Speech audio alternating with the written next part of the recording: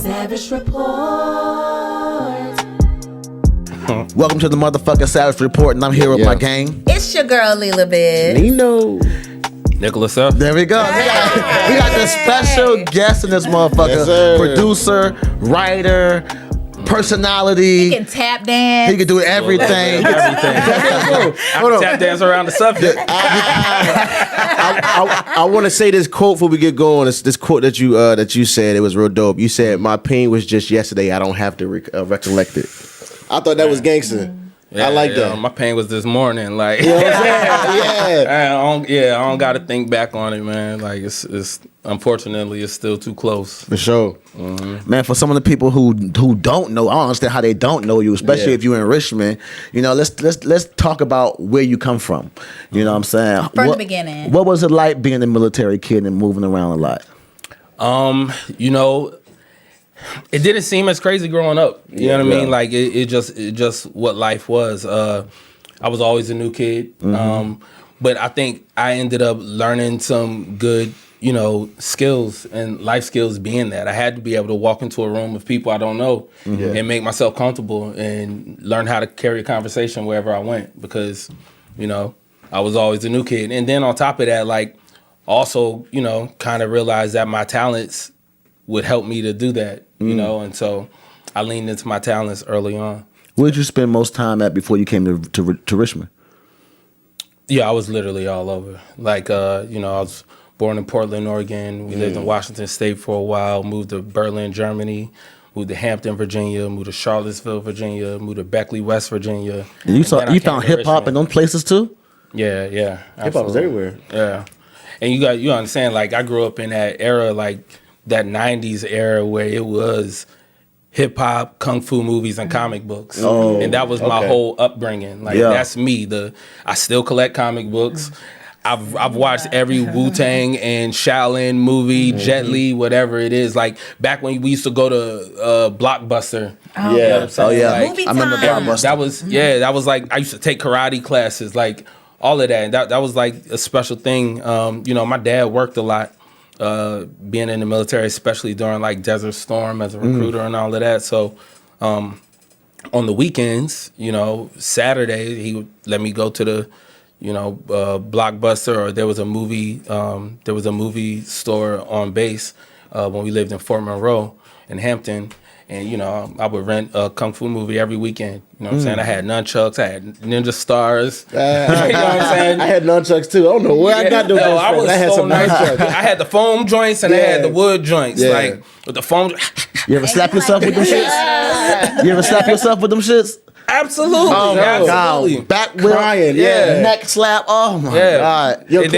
And then you know what I'm saying? Then you use them so much, like that foaming would like start to fade off, and then you just like rip it off, and you start thinking you nice, and then you know what I'm saying? You welting yourself up. What was it like in Germany?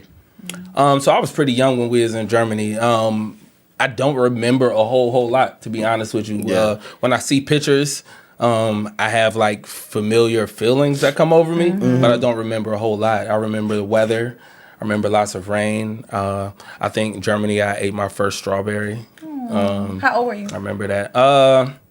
I had to be like 3 or 4 or something like that. Oh, okay. My little sister was born over there. Okay. And she's about 3 or 4 love years her. younger than me. Yeah, she's awesome. That's all right. So I think that's so dope though. You know what I'm saying? Like being in the military, traveling around. I have a friend, and he was born in Germany and just traveled all around the world. And now, as an adult, you know, he just has to keep moving and going from place to place because it's something that he's just so used to. Yeah. You know what I'm saying? Yep. Do you think that being a military kid made you outgoing? Yeah, nah, it Because definitely. I remember when I first met you, you were just so sure of yourself and just like so confident, you know what I'm saying, at a young age. And I was like just so shy and just like, you were just like, hey, okay, and I'm just like, oh my God. Yeah, I mean, that's kind of how it was kind of forced to be. And then also just kind of like how my dad told me to be. You know, he was always just like, yo, be confident, hold your head high. You know, like, remember you're a man first, so on At and so such forth. a young age, though. I think that's impressive. Thank you. Thank you. what was that first hip hop song that you heard that made you want to do it? Man. So, like, All right, so I'll tell you this. I don't know if there's like a first hip hop song that made me want to do it, but I'll tell you, I started in 6th grade. And started 2 ways, right? That was around the time when LL Cool J had the Hey Lover single out. Okay. And I had that instrumental. I had the maxi single. That was when they used to put tape. It was on a cassette tape. But you went like this, I said. Yes, it was on a cassette tape. And I had the instrumental. And so 6th grade is when I really started writing my own raps. Yeah. But around that time is when I really started getting creative. And so like I always say like it was meant for me to do this because nobody told me to do it, and I didn't see other people doing it. Yeah. I just knew what I wanted to do, right? And so I had this stereo. They used to have these boom boxes. I think they were called Iowa, AIWA. And they had the 2 speakers that you could like disconnect from it. You can move your speakers around. It had 2 tape decks. You had tape deck A, deck B, CD player on top. Yeah. And it used to have a headphone jack and it had a microphone jack. Well, one day I ended up realizing that if you plug your headphones into the microphone jack, you'd be able to hear yourself through one of the ears. And like, I don't know how I came up with it, but as a young kid, I realized that, okay, I could take a blank tape, I could put it in that tape deck, and I could hit record. And then what I did was I took the headphone that was plugged into the microphone jack and I placed it onto the speaker of this little keyboard that I had that used to be my mom's, but I just like took over it. Turn the volume all the way up, and while it's recording, I'll play a drum beat out for like 2 minutes. Right, boom, boom, boom, boom. Then I would take the tape and I would switch it, and I would record those drums, copy those drums onto the other tape while playing an instrument on the keyboard. So like those drums are playing onto that tape, the headphone is still on the speaker, and then I'm playing a little piano loop. Whatever. You're making a beat. Yes. Then I switch it and I add another element to the beat. And now, 6th grade, I've made my own beat. You know what I mean? And so like that's how it started for me. It started out pretty young. Just like alone in my room. This happened when I was living in West Virginia. We had just moved there. Yeah, West Virginia's a wild place. Yeah. It's a wild place. I got stories, but that's where it started for me. Just sitting in my room. It was just me. I remember the first year my dad was away on some sort of mission or training or something. He was gone for the whole year. And that first year we were in West Virginia, it was just me, my mom, and my sister in a new place. And so, I was cool with some of the other kids in the neighborhood, but I spent a lot of time in my room just figuring out this piano. Like I didn't take official lessons, but I could play it and hear it, you know what I mean, and hum something out and figure it out. And it started for me pretty early. That's so crazy. did you make your first beat first, or did you write your first rhyme? I definitely wrote first. Okay. Yeah, I definitely wrote first. I would say the very, Do you remember your first rhyme? So I don't remember the exact first rhyme, but I remember the moment. And it actually started before 6th grade. My very first rhyme was probably in 4th grade, maybe 3rd, but I think it was 4th. And it was at some summer camp, and they had all the kids write something, like a little poem or whatever, and most kids kind of like just took like a theme, like Mary Had a Little Lamb, and changed the words. Mary had a what then? I just wrote a rap. I was listening to Criss Cross at the time. ABC, another bad creation. I love ABC. Yeah, like I was tapped into them. So, that was the first time, and I probably came back to it a couple times. But in 6th grade is when I really was like, all right, I'm gonna be a rapper. Okay, so boom. I know because I am an artist, but there's different realms to an artist. So we have the writing, we have the recording, we have the performing. You know what I'm saying? We have the creativity. Which part of it do you like the best if you had to choose one? Like, I'm good with this, and I could do this for the rest of my life. I'll say, to be honest, I think production beat making is the most liberating and in a way. And I might be saying that just because I'm in that bag right now. I'm about to put out my first beat tape. Oh, that's awesome. Yeah, that's just a couple weeks away. Yeah, so you heard it here first. Yeah, you actually did. Exclusive.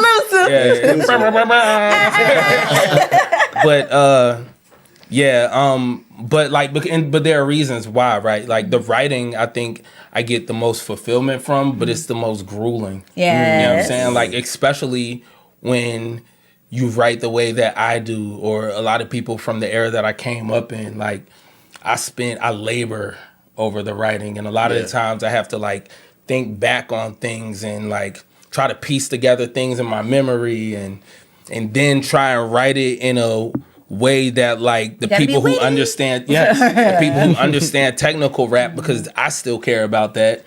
The people who understand what I'm doing, they're getting something from it. You know what I mean? But then at the same time, try to make something that just an average person can bop to, even if they don't get into all the technicals, the internal, external rhyme schemes, the metaphor, similes, alliteration, like all the things we like to do.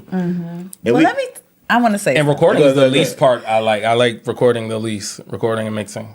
Well, the performance part, I gotta say this. So we've been friends for a long time, and I know that we've done songs together, but I think maybe it was like 10 years ago, I actually like saw you live. Nigga, my flabbers were gassed. My flabbers. Like, when I tell you, my flabbers were gassed. Like, and I'm not just saying that. I love that one. My flabbers were gassed is crazy. I'm not just saying that because you're my friend and we're sitting beside each other, but like, that's when I was like, this nigga is something. Yeah. Like, you have this ability. It's almost like acting almost. You know what I'm saying? Like, you turn into something else. Yeah. I remember I was talking about, you gotta see him.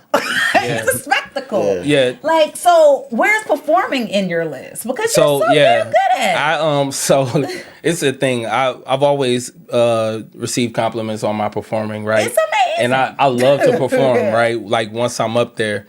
So I don't really get so I always say I don't get nervous before perform. Like I don't ever feel like butterflies or anything like that. But I am definitely a person who the day it comes to performing, you would think I'm just having the worst day. I don't ever want to do it when it's time. I'll be tired. I'm just not in a good mood. Whatever. But as soon as it's time to go, it's just time to go. And the thing is, I practice a lot. It don't matter how many shows I've done towards whatever. I practice. I and I think that's part of it. I obsess over things. I'm very just obsessive compulsive about whatever I'm doing. Maybe I actually found out I'm a double Scorpio. So whatever it is, I'm double your moon. Yeah, or both Scorpio. I'm lost to the sauce. Yeah. I've never in my life heard a double Scorpio. Yeah, so you have a rising, you have a moon, you have your regular sign. Yeah, I did when I was working. That's it. When I was working for Capital One, they had these people who do readings come and to get an accurate one, they told us a week in advance, and it was try to find out exactly what day and time you were born. So I went back on the calendar. Yeah, I was born at 6:54 a.m. on a Monday, 1982. I was ready. I was ready to get the business. You know what I'm saying? From the very beginning. I'm a double Pisces, and that's why I'm probably very nice. My sister's a Pisces. Yes, I love her. Yeah. I know I said that before, but she's such a sweetheart. She really is. I'm gonna call myself a double Leo since I feel like that's you have to know. Nah, I'm a double Leo. That's all good. You can look it up though. There's ways to look it up. Yeah. No, there's this app called CoStar. Yeah. So I'll tag y'all both in it, and you plug in your information, and it'll show our compatibility with each other and people and your friends, stuff like that. It's pretty dope. You talking about wife when she's talking about her love languages and shit and her compatibility. You gotta be compatible with your friends too. I'll say I think there is something to that. I don't know about all of it, but I'm one of those people that I always say everything is real. Yeah, I believe I believe everything. There's some real and truth in just about everything. There's a lot of things get convoluted and you get bad people in the spaces and misinformation and whatnot and grifters. But you ask me, everything is real. Bigfoot, interdimensional beings, like astrology, aliens, inner Earth, Bigfoot like definitely everything. real. And honestly, I want it to be real. Absolutely. Absolutely. I want Bigfoot, aliens. I want that shit to be real. I think I need it. Nah, it has to be. It actually, it is, yo. It is. Just, yeah. Okay, let's go back to Because we can get into some conspiracy shit. Yeah. Don't get me started. Like, you got the right person. You said you obsess about performing and get to And that. really just about anything that I'm doing, for real. When you was doing 106 in Park, did you like was did a you fun time. was that like off the head? Nah. I mean, kind of. How Actually, do you kind remember of. all those damn bars? Yeah. Repetition. But like with 106 in Park, there were times that I freestyled completely up there. There were times where I did partial written and freestyling. But you got to understand, I'm coming off of that era where you always had to have bars and be ready to go. And that's another layer, because battle rap is another layer. Like, I mean, it is a performance, yes, Yeah. but it's also a skill. Like, you made Hall of absolutely. Fame, man. Yeah. You made I Hall mean, of that was Fame. really how I got my start. Even back in high school, the very first thing that I did of any notability was the Source Unsigned Hype rap battle, and it was up at Southside Plaza. At Willie's? And at Willie's, Willie's CDs and tapes. And there was a Radio Shack right there too. And you know, that was my first thing. It was the summer after 11th grade year, heading into senior year, and so like. Was that your first battle? Like, where did you get started? Nah, that wasn't my first battle. Like, we were doing that in high school already. And like I was your stereo. I was like really your. I won't even say stereotypical, prototypical, because it wasn't a whole lot of us. But your prototypical rapper in high school, like. I had bars every day. Like it was just a thing. Like, and there was a few of us, you know what I'm saying? I had a couple close friends, and like that was what we did during lunch, after school, before school. Like, we did stuff like we'll write a verse where every line starts with a different letter of the alphabet, but every word in that bar has that same letter. Like, I really nerded out over the craft of it, and I'm proud to say that though. You could teach know what I'm saying? a course. Absolutely. Tell me Absolutely. this. When was that moment where you was like, oh, I'm starting to get into some industry shit? Like, this is not underground. Yeah. No Diddy parties. Yeah, no Diddy parties, nothing like that. But like, yo, Did you get an invite to a Diddy party? Nah. Oh, okay. I did try out for making the band though. Oh. Yeah. I tried to make it a band too. I don't know how far you got up in the thing. But I got pretty decently far, man. I got up to the told me, semifinals. sorry, you're not looking for it.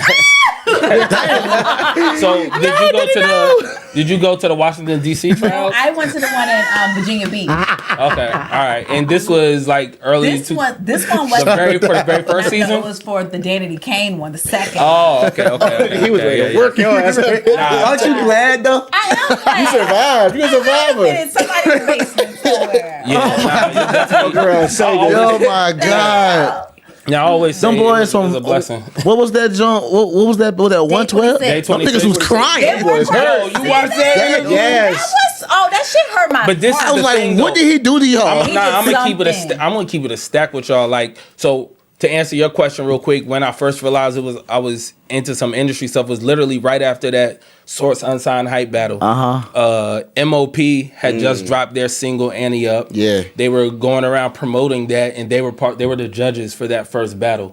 So after I won that battle, I ended up going with them for the weekend. It was me and my lady who her name was Janelle Ballard, and she wasn't necessarily my manager, but she was like a big sister that was in the industry who took a liking to me and helped me out. You know what I'm saying? Yeah. And she was also, so she went with me when I was, with MOP. I remember I was underage, got into my first adult club, and danced with some auntie, you know what I'm saying? Like at 17 years old. It won't that deep, but it was a nice dance, yo. It was a nice day. And she also was the person who went to DC with me for the making the band tryout, and Why you like didn't we make literally it? slept. So you know what? I did really well. I was in there with Chopper, Ness. No, Los was there, and he had a friend with him named Scar, who was crazy. We had a bunch, like, His not, I name mean, is like crazy. Scar. I mean, crazy in a fire way though. Okay. Fam could rap. They were from Baltimore, like crazy, dope rapper. And so, anyways, like we ended up doing the trials. I did very well, but I remember at the end, Harv Pierre came up to me and he was like, "Yo, He the one who told me I'm not what we look. You're not what we looking for." Well, see, so he told me that he really liked me, but didn't see me for a group. He was like, "Yo, I think you're more of a solo artist," and so are. yeah, thank you. I can see that. What was crazy though, we did interviews, and after we did interviews because there was MTV people there, and after I didn't make the band, they said I should come back for Road Rules. But like, You should have. I should have, but I didn't. Yo, because I wanted to be a rapper. You know what I'm saying? And back in that, I used to watch that shit. no, this is the crazy. Nah, but this is the crazy thing though.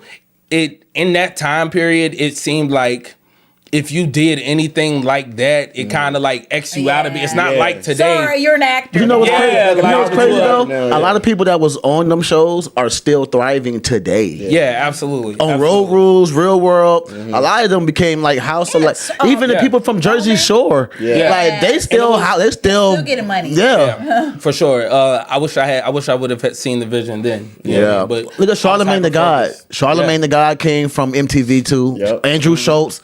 He better have a special on Netflix. What did Yeah. Charlamagne do on MTV? Charlamagne was a producer for MTV. He, I mean, I know he was Guy with Code, Wendy. Girl Code. Yeah, Got Code. He did all that. After that, okay. Yeah, he did all. I thought you That's, talking about his all this is beginning. after Wendy. Yeah.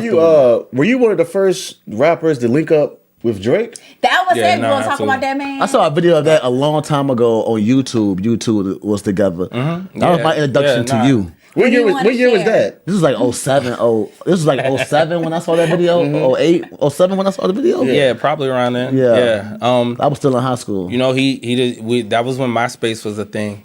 He reached out to me on MySpace. He liked I had just dropped a tape called Cut the Check, or I was releasing songs from what was going to be Cut the Check. And he reached out to me. He had a song he wanted to do a remix on, a song called Money. I did a remix, and the song did really well. And from there, you know, he invited me up to Toronto. Went up there. We made some music, and I had a few guest appearances on his first tape, the comeback season. Comeback season. Okay.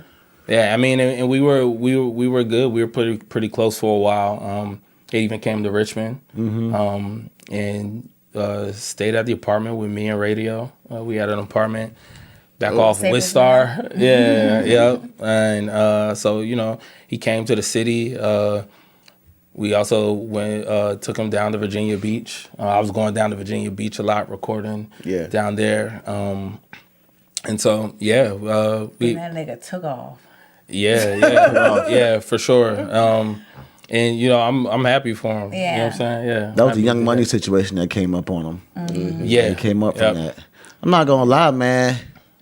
Do you like the album? The one with Party For- Next Door. for Sexy? I'm gonna keep it honest with you, yo. Like please. Party Next Door is like my favorite R&B singer. Like Love Thank you. he Thank is you. fire and I has love been the for a while album. long. So yes, I like the album. I like love the album is fire. The album came out on Because Valentine's Day. Perfect. I like slow, moody R&B. Like, and that's just the vibe I rock with. I think it speaks to the Scorpio in me.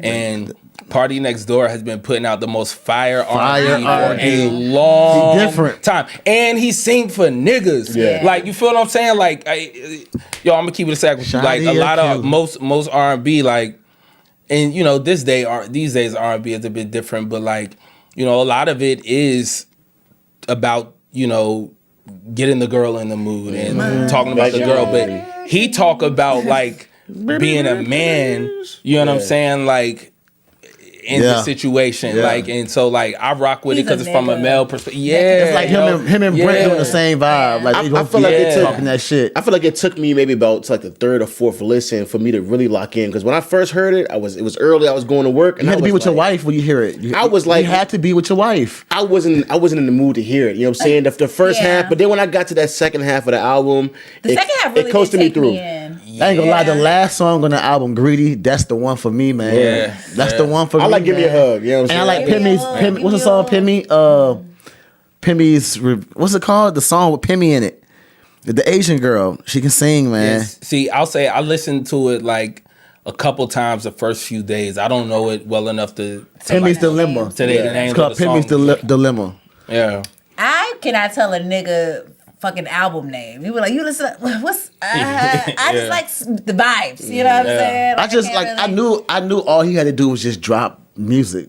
That's Yeah. all he had to do. It's gonna speak for itself. Well, how do you feel about Kendrick's Super Bowl performance? I thought it was dope. Yeah. I thought it was dope. Yeah, like I see, people be mad about everything these Any- days. Niggas be yo, too like woke, any bro. and everything. People So don't- I niggas be don't, too I woke. don't Don't know what care they- what.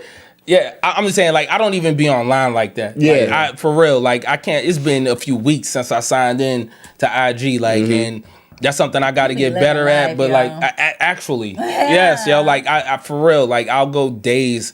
Now, I do spend a lot of time on YouTube and consuming YouTube content, but Yeah. in terms of social media, I don't spend a lot of time on social media. I don't did know for what a the fuck while. going on. I don't. I don't. The apps be changing. The still don't know what formats the be fuck changing. going on. I You don't need open to them know. up and I I'm on don't. the bitch. That's the thing, though. Yeah, I feel don't like I don't care. need to know. Like- I don't want what is happening on social media to impose on my life. Like if I'm Yes, chilling yeah. and then somebody's on social media like, man, fuck this, man, my goddamn dog died, and then I'm thinking about your dead dog. Yeah. And I don't want that. I really don't want that. And I'm gonna tell you what really makes me what makes me pull out of social media a lot of the time is when we get into those political seasons. Yeah. Yeah. It's just seeing like all the bitching and whining from both sides. Yeah. You know what I mean? Like Yeah. I ain't trying to hear all that shit. Like, Yeah. and it's like then it starts consuming my natural conversations. You know what I'm saying? Like with everybody and everywhere I go. So I just don't need to see it on my timeline. And so Yeah. a lot of times around that time, man, I just kind of like tune out and just get back to the real world, like making art with my hands. You know what I mean? It's Whether good to that's unplug. art, draw, whatever. The battle Yeah. made me fall back. Like Kendrick Lamar and Drake joint made me fall Yeah. back because people I was locked in People on that couldn't. joint. I was locked in the He was whole locked battle, on it. but when it was just left to like social media to try to decide who won, yeah. I had to fall back because at the end of the day, both these artists are dope. They've been dope for a while. And we good were music. headed in here. Good music. The only is person good that really music. lost was J. Cole. And even still, He J- lost. I feel like he J. Cole came J. Cole's out. Yeah, fine. he did. Like, I don't want to hear that shit no more. yeah, and I can understand that. he but showed I don't something, wanna hear but that shit. I'm not- past that. I'm yeah. past that with him now. I'm not. I can't hold him to that.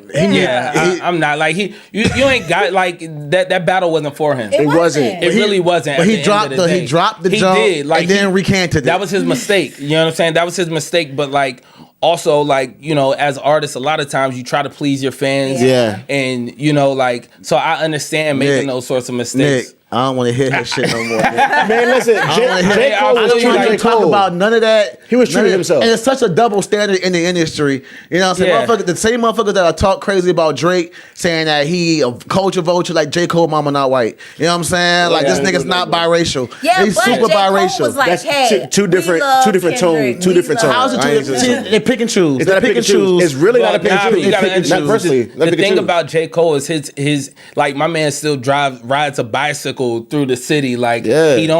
he's wildly successful. That's why I expected him to Wildly talk that successful shit in and this does- battle. He No, could, I but expected that's him to not apologize. everybody though. Yeah. Ain't nobody You know playing what with I'm you, saying? Nick. He would have That's lost not- himself. Ain't nobody playing with Yeah. It's all cool until a nigga play with Nick. Yeah. And then Nick dropping Yeah, bars. this- Nick not Nick is bowing out up, the nigga, issue. Well, He yeah, not for bowing sure. out. For sure, but it never really went to J. Cole though. Yeah. Like he didn't have a did like what they tried to amp up Kendrick's lines to be towards J. Cole, like it was really like inflated. Like I feel you, but that won't his target. He felt some type of way and dropped the song. He should I have don't never think dropped he, that but song. see that's what I'm saying. I don't think he really felt the way. I think he let the fans and social because media he's an get in his artist. Gas head, him and then- and he wants But to the- please. but them. That's what I'm supposed to do. I'm supposed to I'm apologizing to no nigga. Nah, but I'm not yeah. apologizing. I like how he did it. He did Yeah. it Not on in this stage. rap shit. But also you gotta think if you do got like a real friendship with somebody, yo, and Them niggas ain't friends, Nick. Maybe they not. Maybe not they now. not. But Kendrick is not friends with them niggas. The way he did it, it made me wonder if they really are. Yeah. Because if I'm actually a friend with somebody and I jump out the window on them without talking to them, without hitting a line first, then I owe them an apology. And if I came at them in public, then I owe them a public apology. What it was the diss track he put out just was trash. No, it was not. It was fucking butt cheeks. It was not butt cheeks.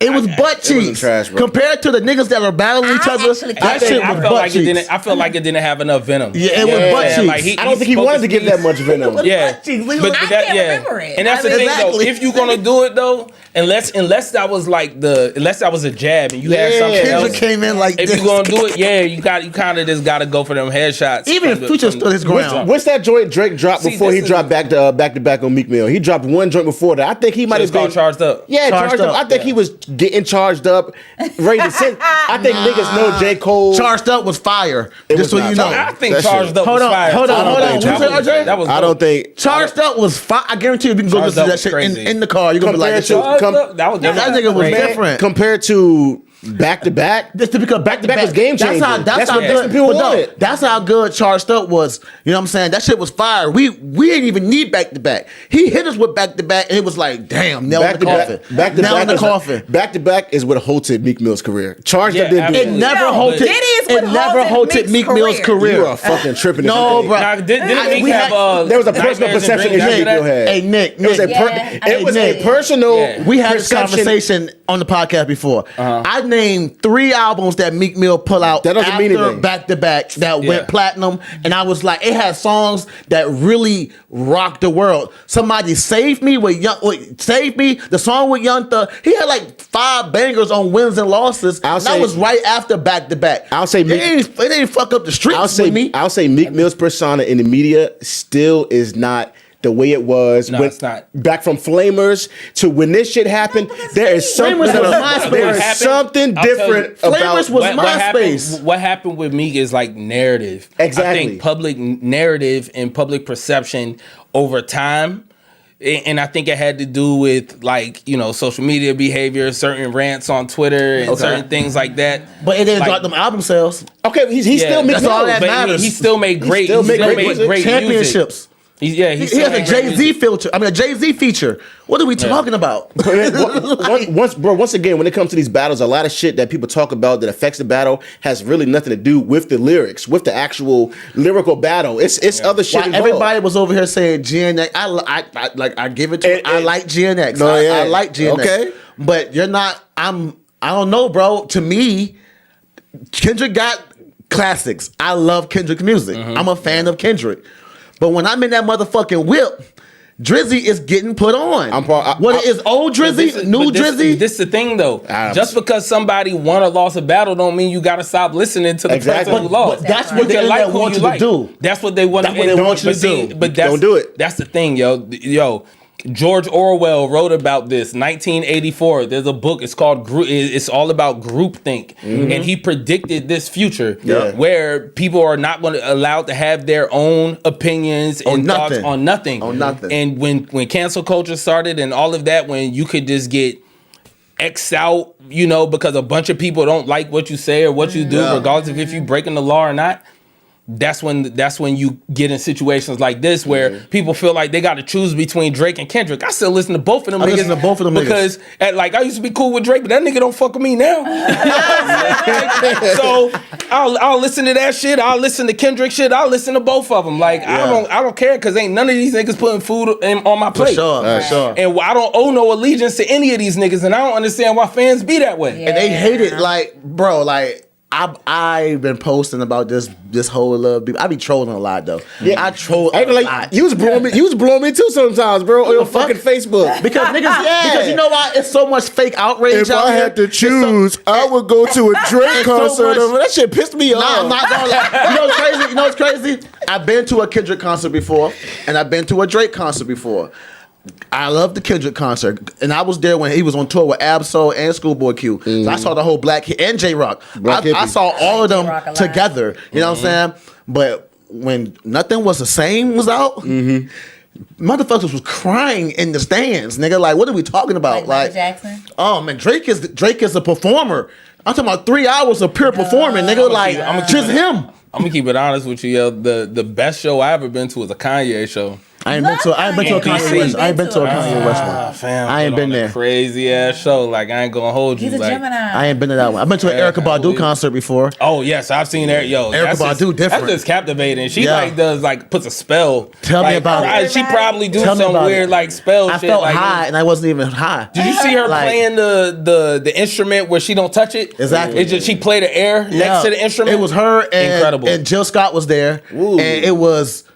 This is when the dude Duran was a background singer for her. The gay dude, Yes. him. I That like nigga can him, but sing. Let me tell you, Yeah. yo, That That nigga can sing. I was front row watching Erykah Badu and Nas perform. Ooh. Like in the very, very front where the niggas taking the pictures are. Like the photographer's stand. Yeah. You know what? One of the best concerts I've ever been to in my life. T-Pain. wanna When see rapper T-Pain. turned singer. T-Pain is fire. yo. Rapper I don't turned care what singer. I nobody- got to see him live. I T-Pain have is to see fire. I got to see him him. live in Atlanta. I And love rapper turned him. singer. Shout out to him because he just sold his whole catalog for millions. I don't know how much, but That nigga man, different, bro. I'm a millions. big fan of T-Pain, I bro. T-Pain love him. is fire. He's actually one of the songwriters I said if I could ever write with, I would He love to different. write with. Rapper turned singer. Yeah. Rapper turned singer. Epiphany. Him and the Dream, I Three Make the Rings. people say yeah. Them shits was just like, that was my that shit childhood. take me back to a certain That was my time. childhood, bro. That was Yeah. like T-Pain was my that childhood. backseat action joint he had was Yeah, crazy. Like well, yo, Shawana was. yeah, I Backseat, think Shawana, it, yeah. I think it was. I gotta say, my favorite concert had to be the Scream tours. Like I went to them Scream I've tours never when I was been young to with my any. sister. I ain't go to a Scream tour. I went with my sisters. I ain't gonna lie. Them shits was. Them believe girls that. was falling out of a Bow Wow, IMX, and I'm different, sitting man. there like I can't speak game to nobody. Yo, nobody want me in this Man, man. we was having a conversation about who we think would be the best performers, the best performers of all time, and I automatically said Michael Jackson. Yeah. Automatically, like no one is like not Prince. No, Michael Jackson Mike. is the best performer of all time. And this little nigga gonna tell me, well, Chris Brown up there too. He's up there. He's Brown. not. He's not he top ain't. 5 in my book. Chris Brown. I ain't gonna lie. About All time. Last All week. time. Chris Brown might be one of Absolutely. Last week, I watched the Yeah. Chris Brown performance, a concert that he Yes, had. have you seen this man? Chris I don't fuck Brown with Chris show Brown is. that much, but you know that's a different story. Yeah. That's a He different must have story. did something to you. And he think he beating a up on colorist, bitches. I don't like that type of shit. Yeah, I don't like that either. I don't like that Well, type I of know how to shit. separate I don't like. the two. Nah, you can't. Yeah, we I know got- how. Yeah, You yeah. can't separate niggas that Oh, beat but up you on love women. R. Kelly though. R. Kelly ain't touched no Yo, kids. I gotta be honest. All right, bro. Yeah, But, go lose the yo, plot. but- I'm joking. I'm Yo, joking. Look, lose the look, plot. I understand R. Kelly is out of here, but we ain't gonna act like TP 2000 wasn't. That's what I'm crazy. saying. Yeah. Chocolate Factory, nah. Come What you talking on, about? that's Nah, the I'm remix just to saying. it, man. I'm just saying. The reason why Chris Brown not up there in my book is because I feel like he squandered his career. Like he just makes a whole bunch of bad decisions that really kept him from being up there. Like don't he know fucked what up. powers that be is trying to keep him down. But if we're talking about performance, Yeah. he's really Yes, one period. of the performers.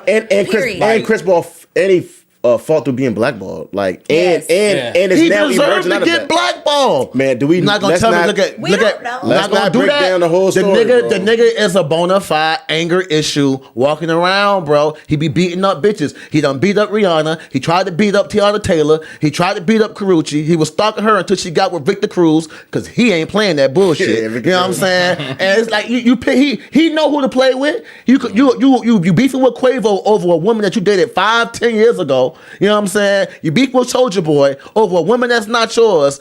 And come on, what we talking about? He sounds like he he got used to kicked out of a suffer. rehab for fighting his mama. Come on, bro. But What we were talking about his performance. His performance. Yeah. Like you saying all You of just that, brought but up we negative was talking shit. about performing though. I What he give Diddy his performed? grace until he beat up. Until I saw that video Yeah, of that him was beating up on filthy. Cassie. That I was can't filthy. fuck with that. Like I can't, as a person, I can't fuck with that. And that's like, you know.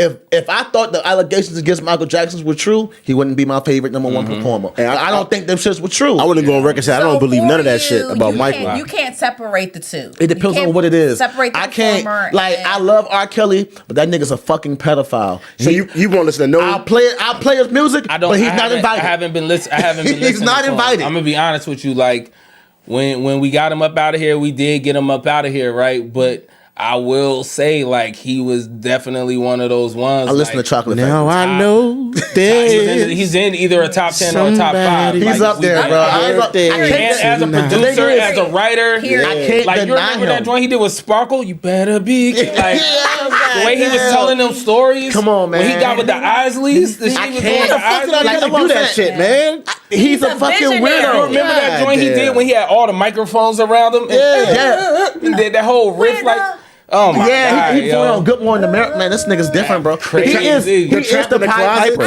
Who the fuck would think about that? He is the. Them the joints will kick Trey Songz off. Trey Yeah. Songz Come on, started man. off doing R- remixes of them. R. Kelly will be played at my wedding. Yeah, You for feel me? sure. Like he just has For to. sure. But in my mind, after every song, I'm gonna be like, fucking pedophile. So hold on, you would play him at the wedding? playing It's them. it's songs that I've been thinking about at my wedding since before this shit happened. Yeah, in yeah, love. yeah. No, nigga, dearly beloved, we are gathered here. That's what I'm talking about. That's what I'm talking about. That song is going. I'm walking down. My woman is walking down the aisle to that fucking I don't song. think of those girls when I hear That's what that I'm song. Yeah, I don't. I And that's the feel thing. like they I don't. sold their kids But to that see, man. and Me this is another personally. thing though. If you seen the video, it also kind of hit different pause. But like, Yeah. I saw the video. I You saw know it what too. I'm saying? Like back when niggas had that joint on. How did everybody get it on VHS? Barbershop is in motion. It had barbershops. Yo, like, Yeah. yo, I remember barbershops. seeing that. I remember seeing that video right before Lennox Lewis fought Mike Tyson, I believe. It was right before a Lennox fight. It might not have been Tyson. It might have been somebody else, yo. But it was right before a Lennox fight. And I saw it. I saw Yeah. what everybody talk about. Yeah, the golden it was shower. definitely him. It was crazy. It was him, and yeah, that shit was And the crazy. little girl was doing a lot. Yeah. Yeah, but that's what I'm I saying. seen it. Where It was crazy. I give. I'm not gonna say I'll give R. Kelly grace, but where was these fucking parents? Because if that was my daughter, that nigga would have been dick in the dirt. Well, word was like the parents. about? Word was that the That's parents knew about it or sent That's it what I'm there. saying. something Parents was like getting that. piped. Look, Some of them girls' parents was getting piped down Did too. you Yeah, see that Orlando Brown interview when they was He got like, choked up by that guy. yeah, not that For one. action? But nah, he was talking And I about, don't like that either. Nah, yeah, he was talking about, he was like, what would you give advice to kids that's coming up in the industry or trying to be an entertainer? He was like, don't do it. Yeah. Don't Absolutely. fuck. And then he started choking up, crying. Like, Yeah. he was like, don't. Nah, you he can tell he been was through in the- deep you can thought. tell he Like, been through the he was most. like, I don't advise Been no through some children to get into this industry, He bro, was so because these motherfuckers little. prey on them. Yeah. You know what I'm saying? And then I felt like a lot of these parents, especially niggas like Justin Bieber's parents and them, that y'all sell these gotta kids be off to the present. highest bidder. Like, ain't no way my child is in another country with fucking P. Diddy and Usher, and I'm nowhere around. You gotta be fucked gotta up. be I'm at home. That And I'm- sounds so crazy But to me. yeah, and I'm gonna be As a honest, parent? like when we was coming up, yo, in early 20, 19 years old, like nigga, I was shook of P. Diddy then because when I was in the studio, like the industry people was talking about this shit, like Yeah.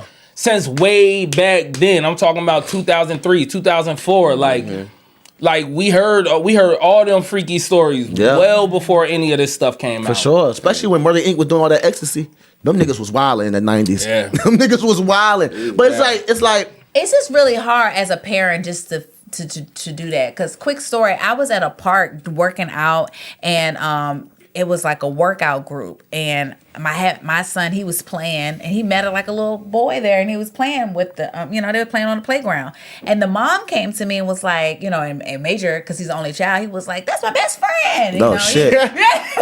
like really took to him. Oh, So shit. I was like, cool, whatever. The mom. What about daughters do Really that? took I'd be to like, him. She did the ham motion. better her ass. You know what I mean? You don't have no siblings. But the mom was like, yeah, I think that we should do a play date. And I was like, fine, we exchanged numbers. She texted me and was like, we're doing something at my church, and I would like to invite, your son to come. She's like, but no parents could be there. No. You have to drop your kid off, and it's a safe... Bitch, I don't You got me fucking know fucked you. up. I'm not dropping And my she kid gonna off say nowhere. to me, and she gonna say to me, I'm getting a little worked up now about it. I understand the mama bearing you, and I would feel the same way too. But this is just how it is. That's not how it is. At a fucking Yeah. church I never heard of before. In 2025? 4 year.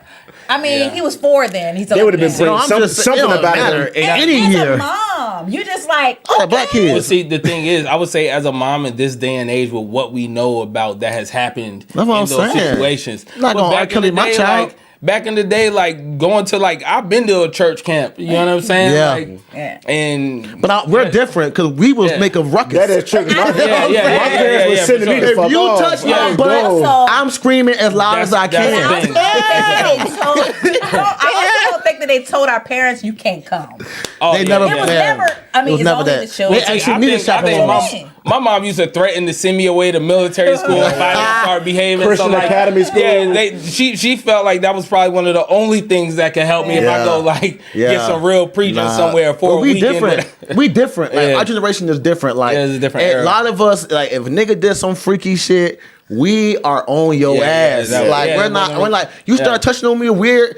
Get your hands off me, nigga. we are- Tell my daddy, bitch. ass We nigga. are the generation who's been through some shit. Yeah, you we know what seen I'm some saying? shit. Last one. Yeah, We it's seen some like, shit. No, Last you of not the going. You Mohicans. ain't gonna touch my kid. You gonna have Plus, my kid in the I'm not gonna lie to y'all. situation. I got into this little rabbit hole on TikTok before, Yeah. and it makes me Google shit to fact check it. And I've looked at stats, bro. I did Did you know that Google history? my Google history is always like some alien shit, Yeah, some fucking.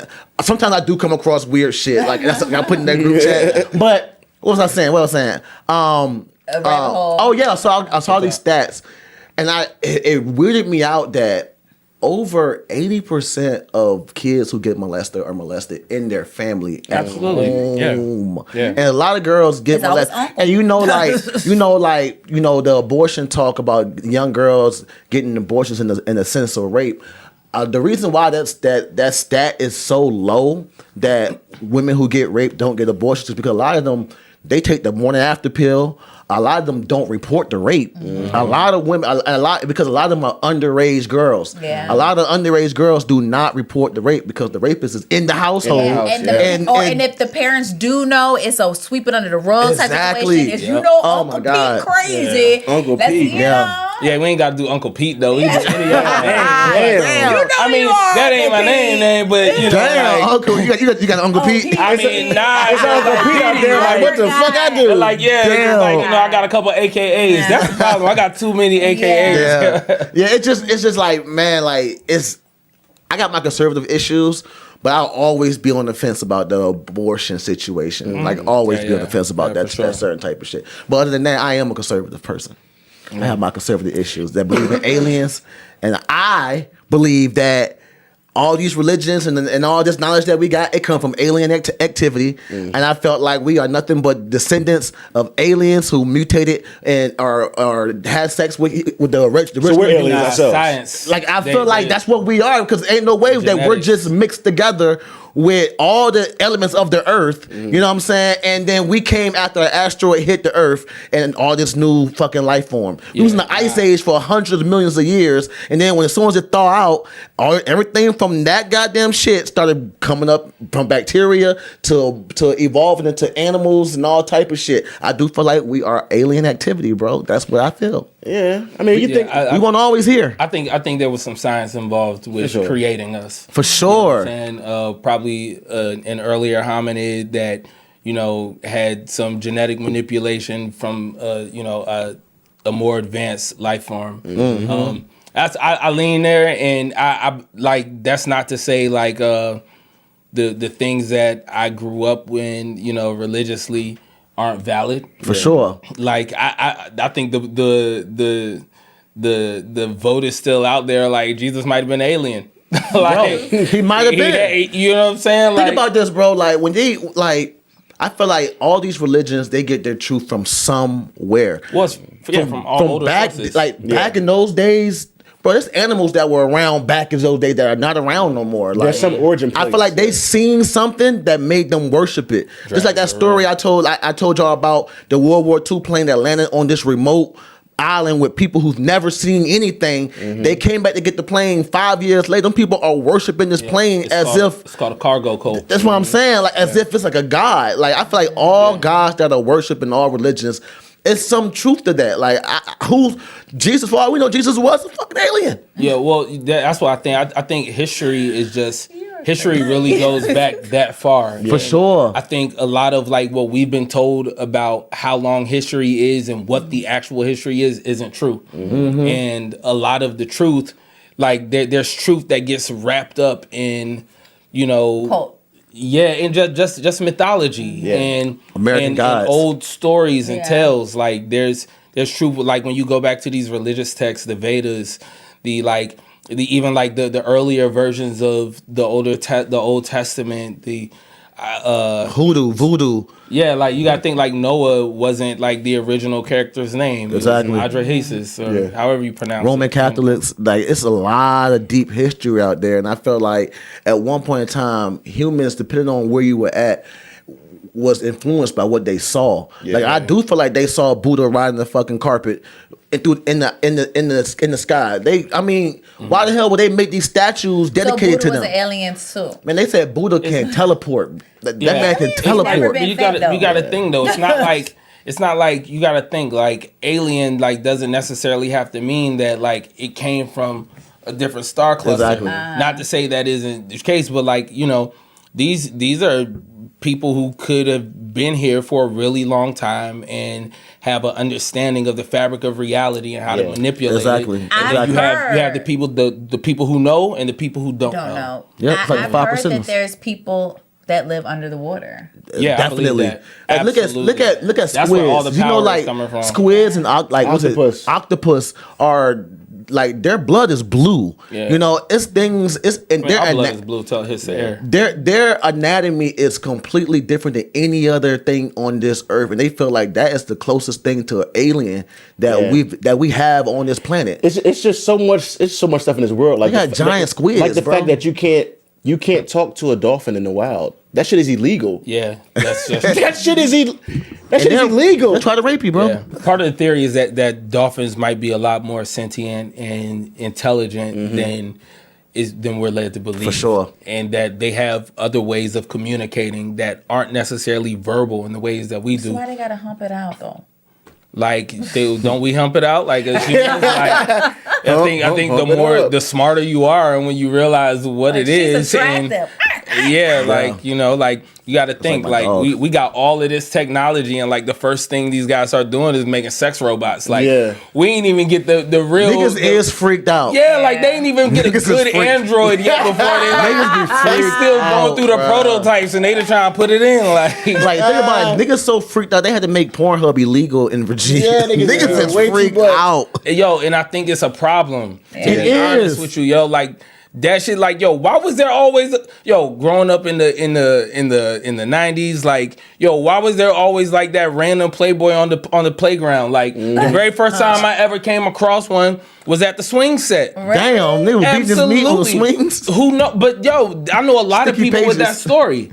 Where I've like, never seen one at the playground. yo, I don't know why, yo, but I've been on a few playgrounds where Insane. they were there. Like, Nah, when I was and growing remember up, the first time by the seeing time it. I got to like Fuck by the time I got to like 10, 11 years old, niggas started having internet porn. Like you could Yeah, nah. It took a long time to load. And I think it's a problem though. Like it's a problem. Like and porn it's, is definitely a problem. it's something that even throughout my life, like I've always kind of like been like, yo, I don't need to be watching this You shit. gotta- yeah. Instantly, What are you doing? Mad about When the I'm fact done, I'm that- better than this. As soon as you wet, Yeah, you be you like, always feel bad. I look in the after mirror. the fact. Shit. I look in the mirror like I'm better than this bullshit. Yeah, yo. I have children. Have you ever like, it's not even just the feeling bad, but you're actually like looking at them differently now. Like you're not even. What?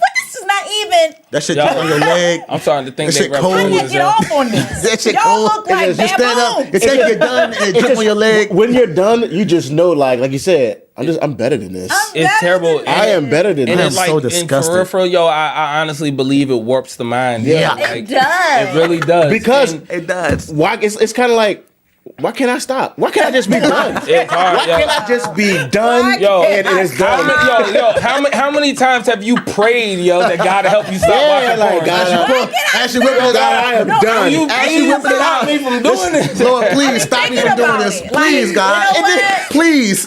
2 days, Yeah, two and- days later, you whipping out trying to think of anything but the promise And of the Fucking God. dick sore as hell. But you Your want to dick- know what? your dick You sore want to know as hell. what? This is the thing though. Like I think it causes like obsession, and that's Yeah. why like so many men make dumb decisions. You know what I'm saying? And But do you it feel is more the point. clearer after you come though? You make better decisions after you come. It depends. Yeah, like it depends, right? It depends depends. on It it depends on what you about to do, when you do it, like, and then like if you do it in the middle of the day, you got a problem. It could be a gateway. If you do it in the middle of the day, then you gonna go throughout the day, and then it's gonna drip a little bit. You are gonna be like, damn. Oh yeah, a little bit. After you beat your meat, You gotta clear the chamber, man. a midday. Cause I had my time when I was midday jerking. You know what I'm saying? I was fucking bored. a little bit of residue. I'm the only one that ever got bored in the middle of the day. It's funny, but like, And I go in there and beat my meat, but then after you beat your meat, your nut. the and then- residual drip is crazy. Yeah, though. like after you done, you still got some nut in there. You know what I'm saying? It's gonna drip out later I don't though. know, like, I don't you gotta think I pee. ever- I You don't gotta think- pee I don't immediately ever after think you I had nut. It's not pre-cum. It's just the It's after cum. Just That's why you sit gotta there. pee right after you nut. You gotta pee after you I nut. don't know. Maybe about I don't. this Yeah, yeah, I don't know, yo. That's I don't a- know. that's- So you That's a never long got damn- you that's a never long had damn like, you beating never it. had sex, and then after you No, I nut, you always lay there, fix. and Always then fix. like, damn, my dick's still leaking. Come on, I now. don't think like I think You I think must I be a cleared heavy the shooter. chamber. I My cleared shit it oozes out. I ain't no pew. My shit be like a Yeah, I don't sprinkler know. system. We just always clear find it. a way to go left. We don't talk about sex because we have a problem, guys.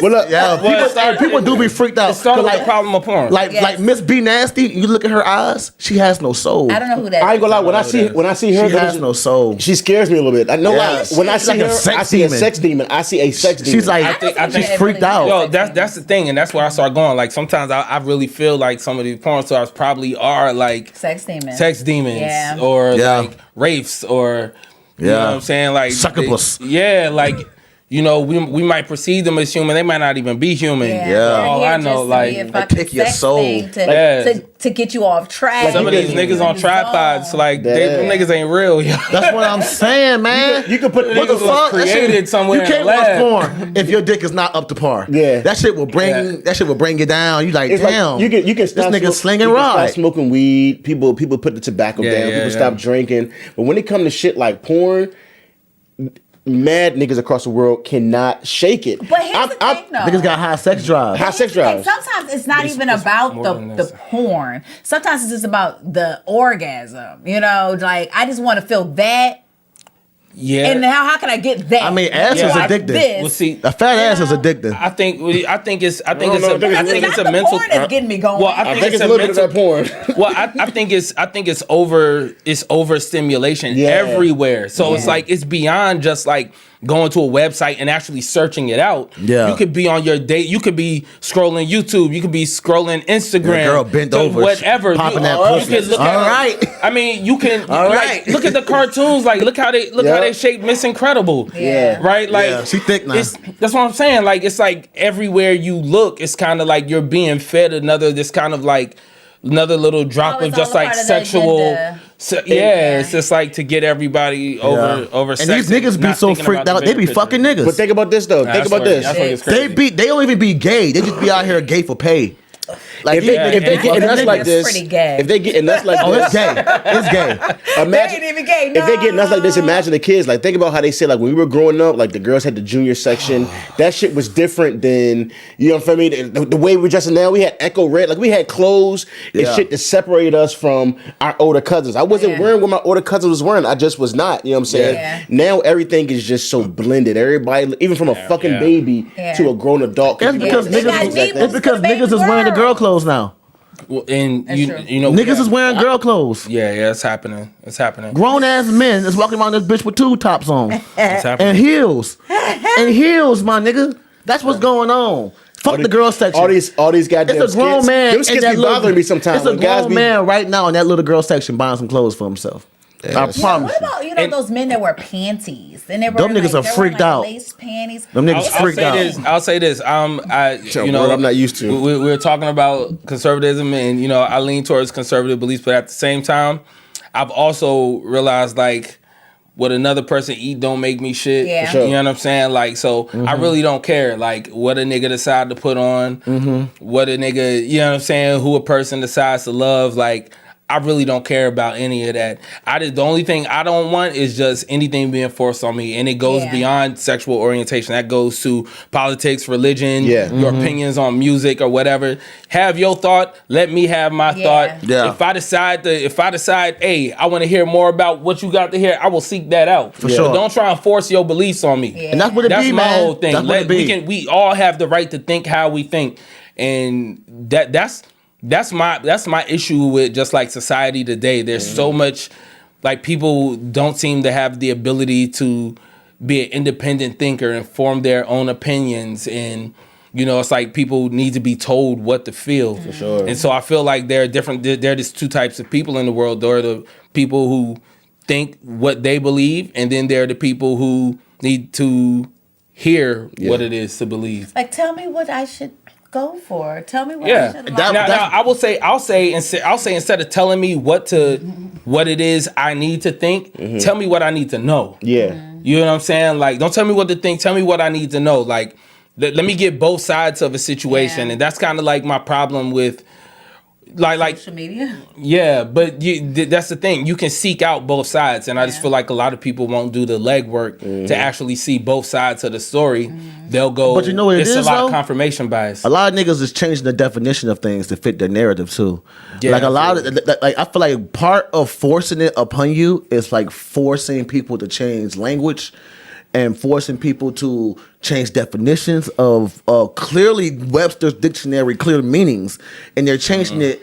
And I feel like if you don't conform to that, then you can lose your job, or you can lose your kids. And that to me is a way of forcing it on our lifestyles. Because now if you're making it so that if I mispronounce my kid, then they can press charges on me, and I can be charged with child abuse. And that's exactly what's going on in California right now. Yeah, that's crazy. You have a father up in New York that went to jail because his child, 13-year-old child, reported that she was being abused because he was mispronouncing her. He ended up going to jail and losing his business and everything. So, I feel like That's crazy. I feel like it's a lot of things that are being forced upon us, and they using it in law.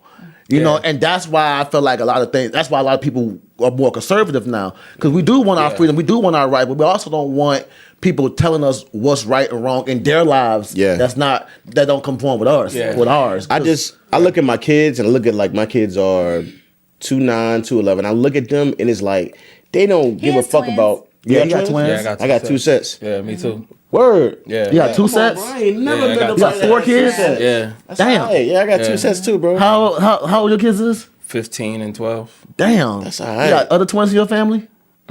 So you don't. is What about the your bear. wife or your baby mother? That's your wife or your baby mother? Nah, it's not them. But yeah, nah, she ain't have them either. Not from what I know. That's exciting, bro. But I'll tell you this: my mom did some like genealogy work, and she ended up finding like there's a whole branch of our family that we weren't aware of until she started doing this, and there are twins on that side. But yeah, I got 2 sets of twins and a vasectomy, so like. Me too. You That shit is over. You can't get me no more.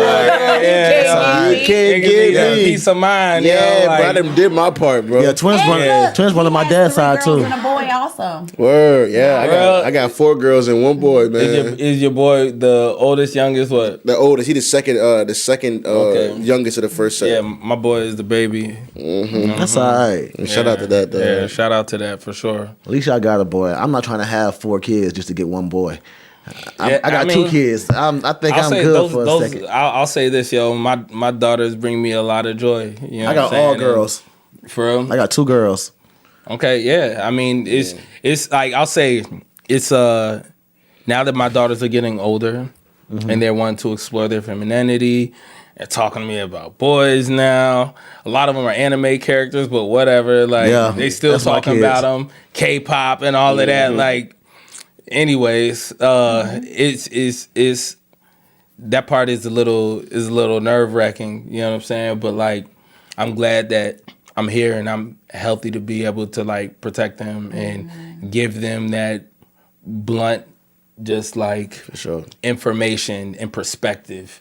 And my whole thing was like, I want my daughters to always feel that they can talk to me come to me about anything. Yeah.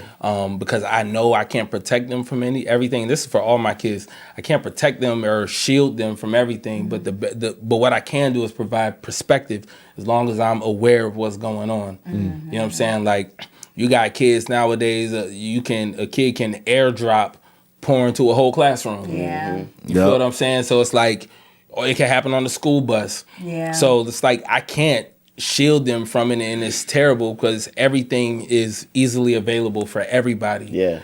But one thing I can do is give you perspective and knowledge that you don't have at your age. You know what I'm saying? And to be able to have the door open to where we can talk, we can have those sorts of conversations, and know that they'll be able to listen to me because they're not afraid to come to dad and talk to dad about this or that. That's something that I had to learn after going through my daughter's phones in 8th grade. And I just wanted to just like fight every 8th grade little nigga at the school. Yeah. You know what I'm saying? I hated little niggas. Like, I ain't gonna do, but I was one at one time. Yeah. But I also didn't have a cell phone at that time. Yeah. And then also this, like, your parents were there and made it known that you could talk to them.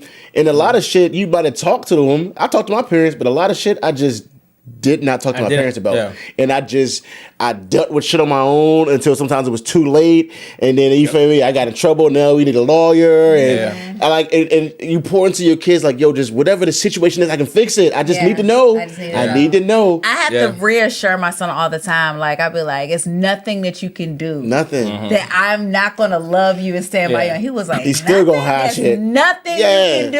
Nothing. I swear on everything I love. Like, I wasn't able to talk to my mom that freely because my mom never said that, one. And then two, she was very judgmental. You know? Like, I felt like I had to be perfect. You know, and I want my son to know you don't have to be perfect at all. Like, tell me all your faults. My parents made it clear. I think with me, like, I never wanted to disappoint my parents because my sisters, they made good grades, this and that, and then here I am, just doing fucked up shit, in the way shit. You know what I'm saying? In school, outside of school. He's a PK. My sister did. Yeah. Okay. No. I just didn't want to, disappoint them. Yeah. But they was there like, yo, if you need whatever you need, we're here for you. And I just was like, all right, I hear you. I'm gonna handle it on my own. Then Bubba, we ain't raised you like this. They ain't raised man. My pop, boy, that's his thing, man. Bubba ain't raised you like that. When he said that to me, I just crumbled, bro. I was like, damn, I disappointed him. Yeah, I think the one of the most hurtful things that I had heard from my mom, and I just like not hurtful, but it was hurtful. But I don't think she intended it to be. But there was a point in time when I was just all the way off the rails, and she was just like, "Yo, I'm giving up." And she told me she was giving up on me. I was like,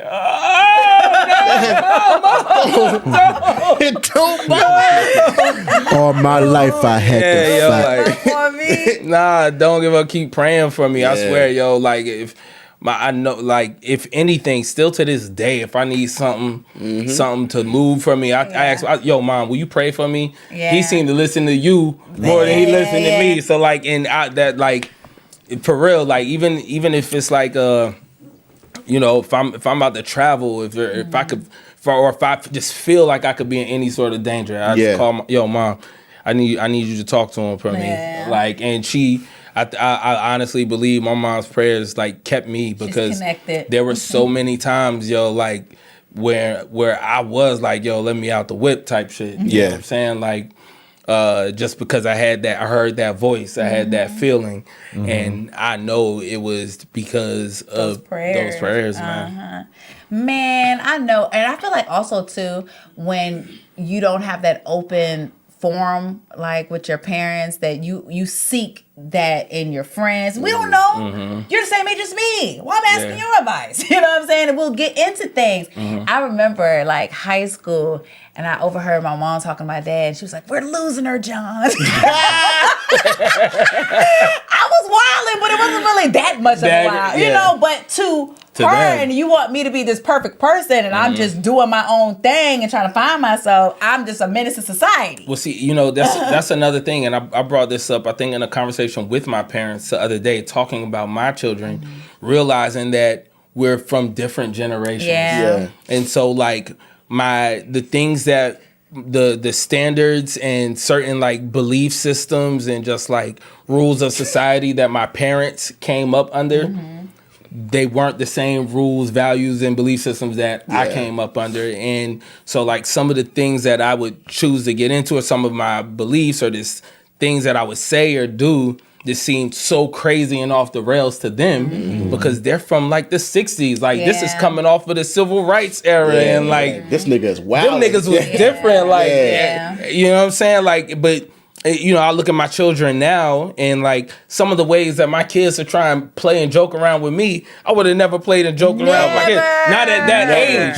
Like when I got older, I started playing and joking around and oversharing and stuff. Like knowing they wilding, but I'm all right though. I'm telling you, like this is a couple years ago. Like, but like, you know, my kids be playing so much. You know what I'm saying? Like my son, you know what I'm saying, playing around with his mom. She hit me, and you know, I think he's being disrespectful or whatever. I asked the boy about it. He was like, yo, Dad, I swear, I was just playing around. Like, she was laughing 1 second. Next thing you know, I'm getting up off the ground. I was like, I mean, you got to learn how to read the room, and son. my mama and my daddy made it known that I'm not one of your little friends. I'm not your friend. And we had this conversation before. Because I said, I want to be my child's friend. It was like, I don't want to be my kid's friend. But it's a line. He knows when I'm mommy, and he knows when we homies. You know what I'm saying? Like, but I feel like it's because of my trauma and the fact that I couldn't talk. Like, one day I'm not going to be just your mom. I want to have a relationship with you. I want us to be friends. It doesn't start when you're an adult. It starts now. No, 100%. And I walk that same line with my kids. I'm probably a bit more friendly with my kids than I probably should be. But I've definitely like made certain things clear, certain ways that my son tried to joke with me. Like, you might joke with your friends on some like I can't even remember what the joke was, but he was just basically trying to just like so his voice is point where it's like cracking and squeaking or whatever. And he said something at some point in time. I guess I got excited and said something. He tried to say something about me sounding like a girl or whatever. And I'm like, yo, one thing you not gonna do is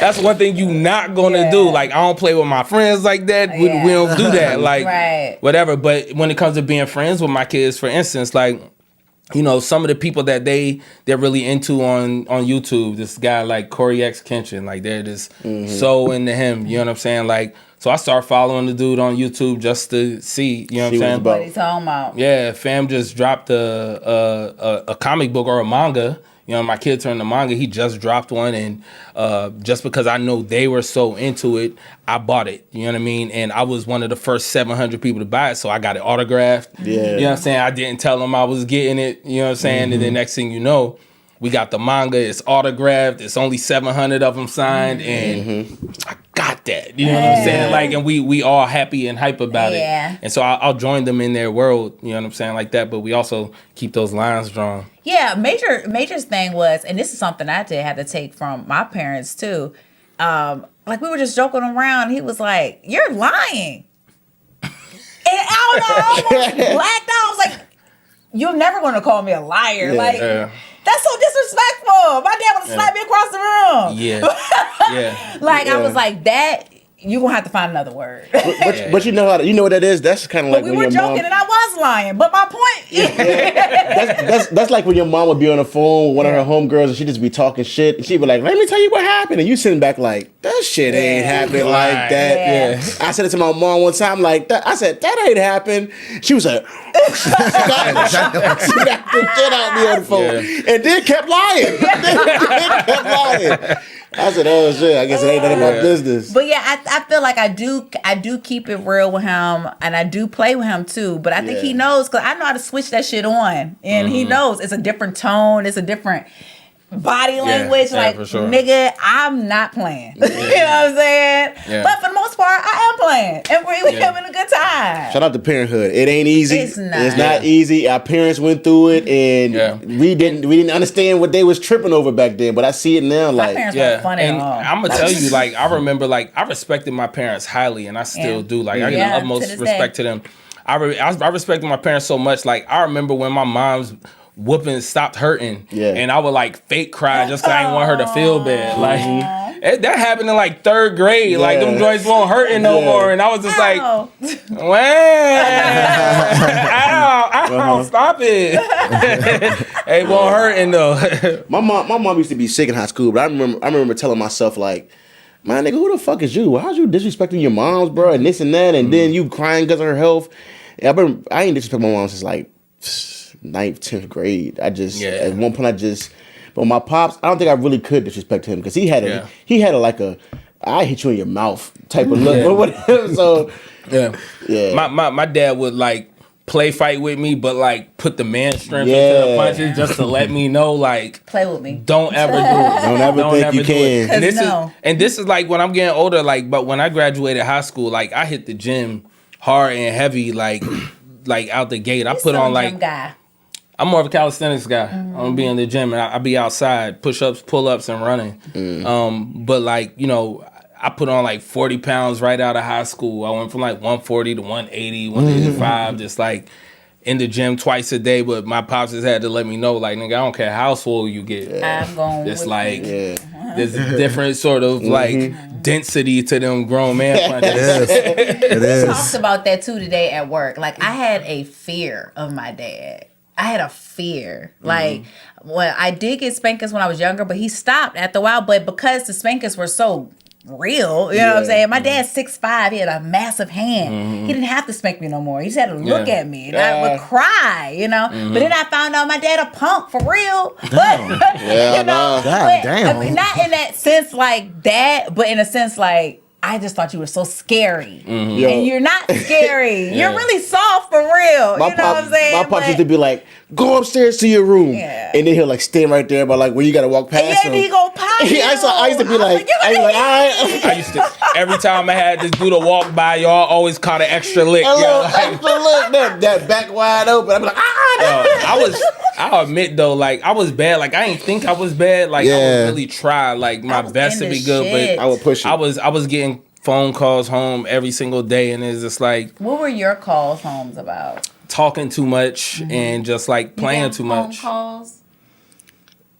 I had older siblings that can answer them phone calls. What did you I was get the in oldest trouble sibling. with in school? I ain't get in trouble. I got trouble in streets, not in school. Never in school? Not for real until I started fighting. Until I came up here, started fighting. But when I was in Georgia, Fighting was your thing. What did you get in Georgia, trouble I was for? just in the streets. I mean, if I was in, it probably was fighting in school, but maybe like middle school after that, you know, then you started getting in trouble with like the law and shit like that. Just You guys are bad. I got in trouble for talking too much. Always talk too much. And then also getting too grown for my britches. You know what I'm saying? Like, oh, you want to say I can't do this? Well, I'm leaving the class. I'm making a big... I've always been an actress and very extra, and I'm making a scene about this motherfucker, and I'm just extra. I remember just trying to be too much of a know-it-all, and I was just... Sit your ass down, girl. You know what I'm saying? And that's what I would get in trouble for. Like I did like 2 years in juvenile, and then I had to move up here, and then I moved up here, got kicked out of Cosby, ended up going to community, the alternative school, and then I got an appeal, so they let me back into Chesterfield County Schools, and I went to Manchester. You were bad. I was in the streets. I got in trouble for drugs and shit, so it was like it was different. You were bad. I was surviving. I was surviving. Hustling and surviving. Yeah. I felt fortunate. Like I ended up getting like a little weed charge, but when I was a little bit older, right, and I like it was like still early 20s, but I felt like I could just like hide that. And like I wasn't living at home at the time, but like the mail went to my parents' house. So like my dad called me and like, so son, I see you got into some trouble. Like, you thought you could just like, you don't think we gonna find out? Like you ain't say nothing, but. Yeah. They gonna open that goddamn mail up. They open My mom opened that mail up for nothing. My dad. I see you got your little check. I'm like, what? Yeah, I mean, I moved out when me and Gavin had that apartment together in Woodlake. I was like 16. I was 17. 17, yeah. I was 17. I think I was 16. jumped out there. When I got up out of there. Yeah. Me and my mama used to argue. I got one of them relationships with my mama that we couldn't live together. When we wasn't living together, we was the best That's of how my friends. You know what I'm relationship with my saying? mom. Like it's good for me to come visit, but all that staying living together, But nah. I feel like women and daughter and mom relationships are different. I feel like it's like she's the queen of the house, and you can't stay there for so long anyway. Yeah. Because My mom would do dumb shit. Like, you in the room, she turning off the lights. You know, like, saving my... I'm in here. Now you got me sitting in the dark. Yeah. At that point, it's time to go. It's time to go. My pops came in the room and said, "Well, I think there's too many grown men in the house." And I knew what that. I swear, I knew what that meant. He said, "Well, look, it's too many grown men in the house."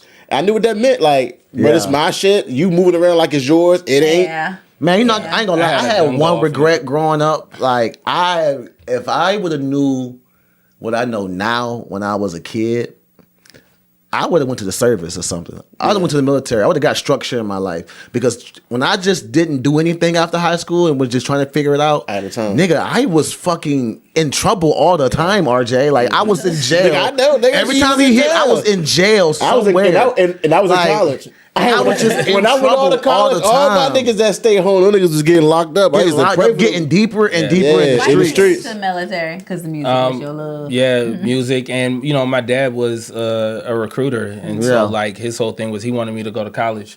And I did 1 semester, and I left. You and met I ended, my cousin. Yeah, I did. Yeah. And I ended up going back 13 years later. Y'all both failed. Yeah, nah, like, She said we both failed and it was crazy because I did so well in high school, but like going right into college right after high school just wasn't for me. What college you went to? VCU. Okay.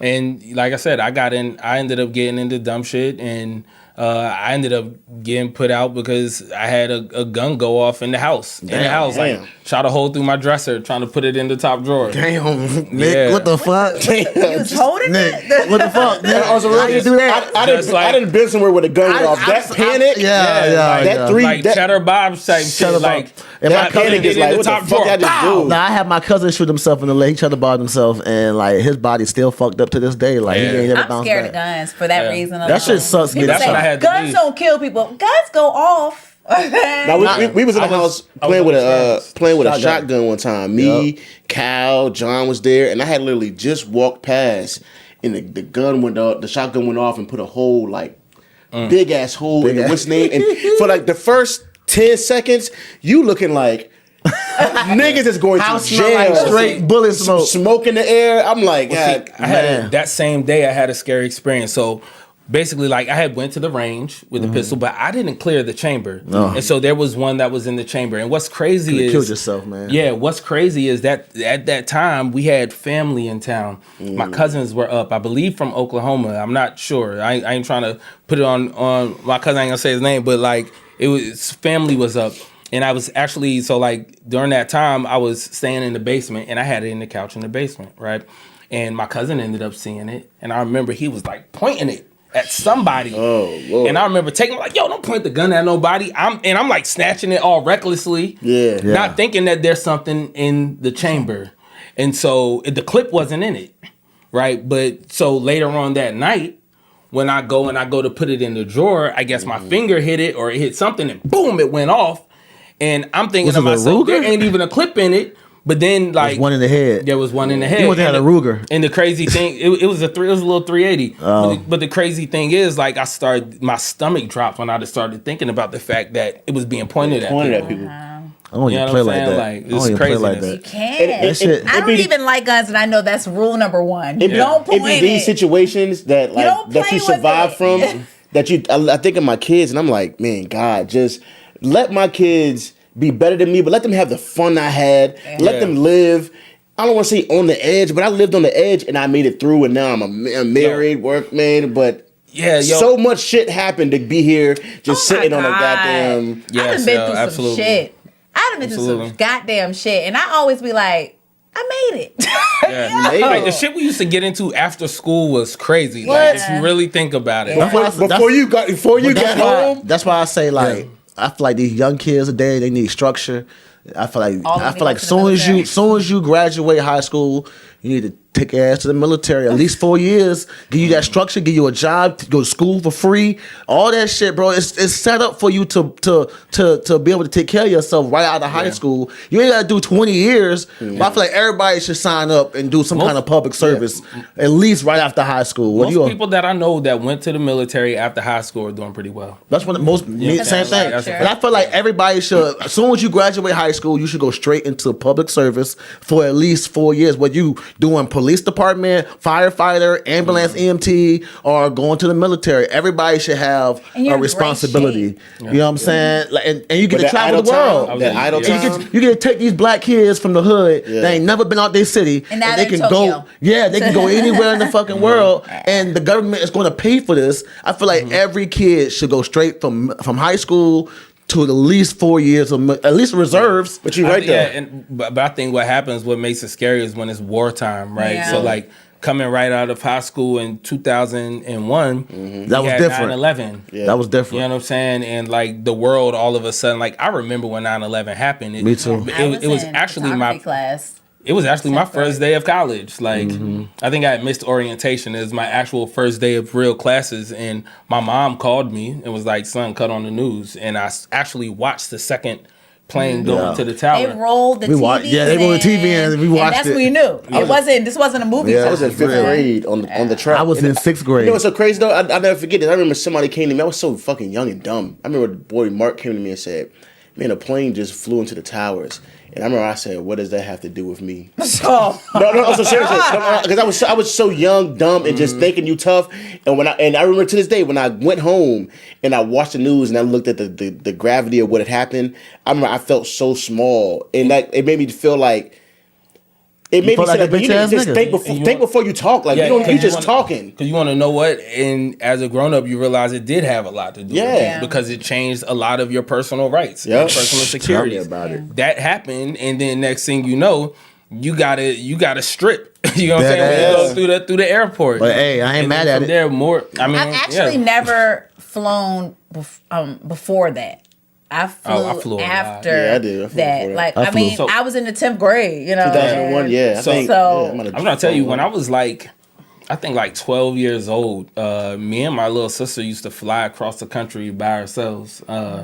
You know, my parents would send us from the gate in Virginia, and you know, we would take the flight to Portland, and sometimes we had to switch planes. And me at 12, 13 years old with my little sister was navigating the airport and getting us to our next gate. And all of that. Now imagine goddamn. I would never do that Goddamn these bomb on days. there. No, I would never put my son on a plane by himself. Shit. Hell no, I'm saying. First thing I think is Allah Akbar, and boom, it's done. But if you ask, that was a real thing back in them days. Like you acting like when that shit happened, like that's what you thought the terrorist was. Them niggas. yeah, But nah, that's for what sure. they But painted. The fuck? But if we actually go down this road, yo, that ain't what that whole I know. situation was. That But I'm was an just saying, inside at job. that time, And it was done on purpose so that they could take more of our civil rights. And I liberties feel away that. from us. And that's But why I'm looking but- at these planes falling out of the sky. They watch they getting ready to come up with some type of super fucking train or some shit or some you can get here to New I'm York gonna tell you in this, 5 that's minutes. the one Watch thing some Elon shit Musk. happen. That's the one thing Elon Musk fucked up at, because they never did start that goddamn train rail shit from California Yeah. to they never even started Yeah, I that can't shit. remember But they what- raised like $20 billion for Where's it. the money? Exactly. They started building it too, y'all. Just- I'm not. They sure what started it, happened but that with shit is yeah. nowhere. They haven't done shit to it since like the first couple of months of it. There Check on it. There are hypersonic trains in other countries, but Yeah, like Japan. China and China, There's yeah. some Japan, bands Japan, there. Korea. I wanna go. What's the We're other just place? as advanced, we just not living that way. Shanghai, some Yeah. shit. But yeah, it's like a lot of. The thing is, our government has the most futuristic weapons in Absolutely. the world. We might not have that technology as far as like public railroads and shit like that. Niggas don't wanna But you engage best believe on the gauge. niggas do not want that smoke with us. Engage. Have those UFOs, UAPs that Yeah. you see up in the sky. Yeah. they are man-made. That's what I'm saying, man. They cracked the laws of gravity back in the 20s. For sure. That's a fact. Man, we shouldn't be living on gas, coal, like all Hey, of that. Like did 0 you point see that energy shit? is a real thing. They literally have flying cars about to go on sale. I'm dead at. They did a prototype. This car can literally park. It can go up in the air and fly, and then park. It's real. Google this shit. These shits are they already sold like 100,000 of them So already. You have to get a Cracked different gravity. Might driver's have to get an license. aviation license now. Damn. And I'm dead at. These Yeah, shits are yeah, going yeah, on sale in aviation 2026, bro. You got to think they're talking about building a building that's 2 kilometers high. over there in the Middle East. I can't remember which country it is, but it's a super mega structure, and it's literally going to be a city essentially in a building. Man. So we're moving to it. And then when you look at futuristic movies, a lot of dystopian ones, you notice that the buildings are super high, Super big. up in the sky, and people are using flying vehicles to go from place to place. And Yeah. I think, a couple centuries down the line, we could be living in that sort of reality sure. where you have 2-kilometer high buildings that are cities within a They're gonna have structure. to. The earth gonna be destroyed. We've yet to see like the cell phone to our grandparents. Like we've yet to see that. What you mean? Like how like our parents, like our grandparents, when like the cell phone came out, you know what I'm saying, or like the BlackBerry or some shit, like that shit shocked them. They would have never thought like It's gonna be. I think it's gonna be crazy. I think it's gonna be 0-point energy. There's a science where you can pull unlimited energy from out of space. They have these boxes and machines that you can use to power your whole house, anything. Yeah. And it literally is an unlimited well of space. They say with 0-point energy, they say the amount of space in a mug of coffee can create enough energy to burn off all the world's oceans. damn. And that supposedly this technology has been around for a while, and Yeah, they got it from the aliens. We just haven't had access to it. They got it from the aliens. Yes, They so fucking scared to give us some of this shit, bro. They've been reverse They've been having engineering this stuff. shit. Niggas is Well, it's not because even it's acting too right much with money. the coal and the gas that we have. That's the problem. Yes. Those companies have so much money. Yeah. It's such a vested interest in in keeping things the way they are. Yeah. We should not still be driving around with gasoline vehicles, Bro. when they had a perfect electrical vehicle back in like the 50s. Bro, look, that never got Elon off. Musk lost $22 trillion the other day. He still has a network of over $300 trillion. Yeah. This nigga has too much money, bro. These niggas are. And now too much power. That nigga might be an alien himself, bro. Like these Maybe he niggas might be looks like one. skinwalkers. A little Like He might. they might be something. skinwalkers. Yeah. All of them niggas might be I'm not skinwalkers. surprised. Nigga, if I had $1 trillion, I might be a skinwalker. If you The ask fuck? me, yo, I'd be I like, think if you ask me, I think the elites aren't us. I don't think they are They're either. something else. For sure. They could be the fallen angels. They could be whoever, but Definitely something else. They not us. Yeah. This is They my not opinion, like us. and I be out That's there. why he like, wrote the song. Yeah. Open your eyes. They not like us. They aren't us, though, in my opinion. And you start going down those rabbit holes. Yeah. I'm not sure if it's been debunked, but you hear about like all the presidents being related. You know what I mean? Yeah, like yeah, every yeah. single one of them, including Obama and all of that, like they're all related. Like bloodlines are a real thing, and like when it comes to money and power and all of that, a lot of these bloodlines are what's respected.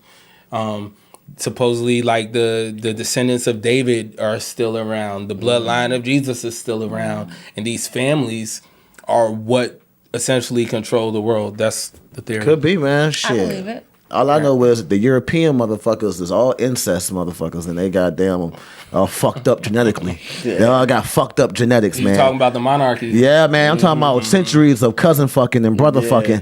They all was- fucked that was up. Even definitely a thing. Cleopatra in Egypt, they was all That was descended, all cousin fucking. That was a real belief back in that time. Yeah. Like, you even see that in like Game of Thrones. But they right? said that You the- have the- incest with Keeping Cersei. the family. Yeah, But they say keeping- the Anunnaki is the ones So they that didn't built the come out, pyramids, though. Mentally retarded. It's possible. Yeah, no, that started happening. Nah, they all There fucked up. There were like mad kings in England who were definitely like Yeah. mentally just Fucking slack jaws. because of there's one I can't remember. Fucking his clubfoot. I'm dead ass. I'm so serious. There's ones with crazy. I'm so with, like, serious. Nah, there are some King kings Charles. with crazy Fucked grotesque like features and like fucking nose. protruding Yeah. foreheads. His body noses, so chins, fucked up and that all his of that. his tongue was like extra fat. They had Yeah. to force feed him and shit. He Yeah. was fucked up.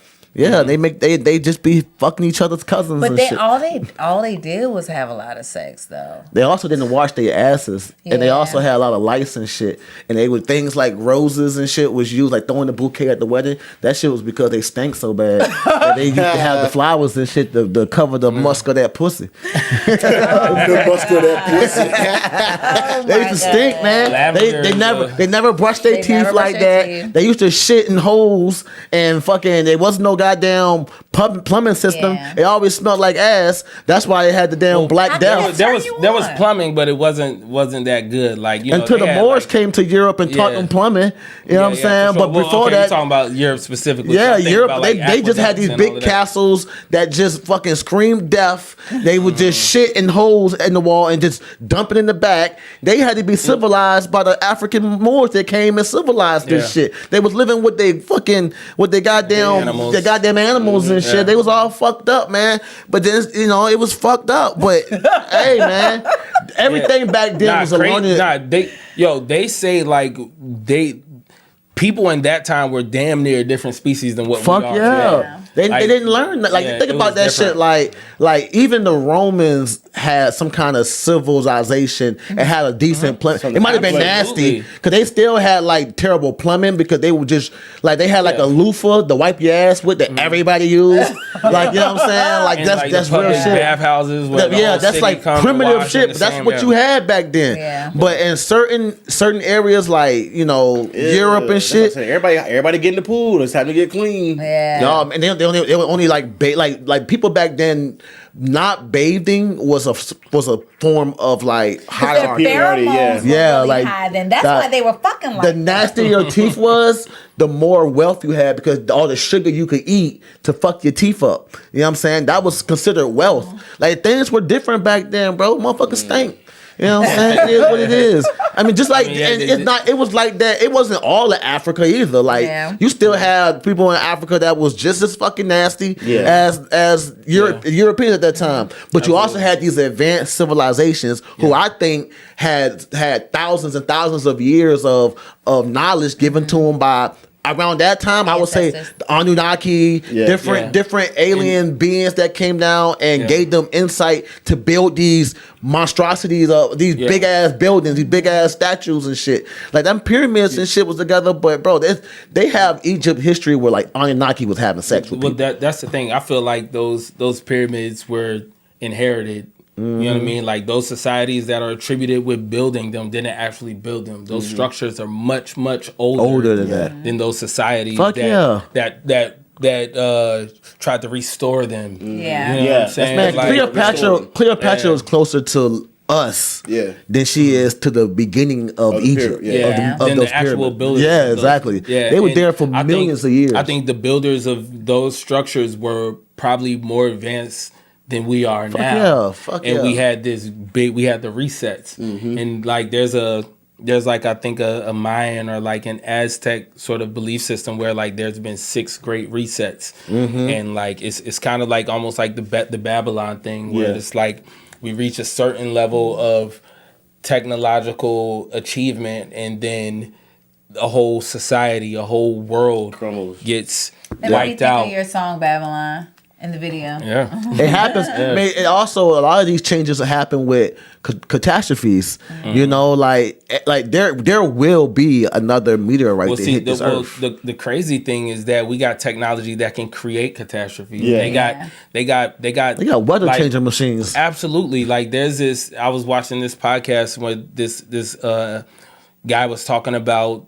You know, they have this laser. It's really a telescope, right? But it can be used in a lot of different ways, and it's in Antarctica. And supposedly, when they initially cut it on in 2011, it's what caused the earthquake in New Zealand. It like sent a beam of energy. It's called direct energy weapon, and it sent a beam of energy through the earth that hit New Zealand and caused a fucking earthquake. That's crazy, man. And think about that shit, bro. Like Antarctica has a big ass ice wall that nobody knows what's on the other side of that fucking wall. Come on now. I'm so intrigued with that. They have fucking holes in the ice, and they have top of my list pictures. of They have being literal intrigued. infrared pictures of fucking ships going in and out this fucking hole, So bro. I'm gonna be dropping a series soon called Beyond the Ice Wall, yo. So just keep Oh man, bet. the ice wall crazy, bro. We gonna need a We gotta have you back on this part two. motherfucker, Yeah, bro. We gotta have yeah, this no, we can actually go there. Like, I also want you to rap for us if you want to. I mean, Yeah, to freestyle 'em? be honest, I don't really got a whole lot off the top of my head. I can see what I got. Even a written, it don't matter. You feel Yeah. a song. I got my back to the wall like a growth start, and I'm cursing at the devil like don't start. But I thank God more because he been good to me so far. I dropped more art than Mozart for the most part. The Megalodon loan shark, and you don't want no parts. Call up the Coast Guard. You little beta fish don't make a blip on the sonar. I'll shoot a blow dart and puncture your throat parts and toss your skull over my shoulder into the boneyard.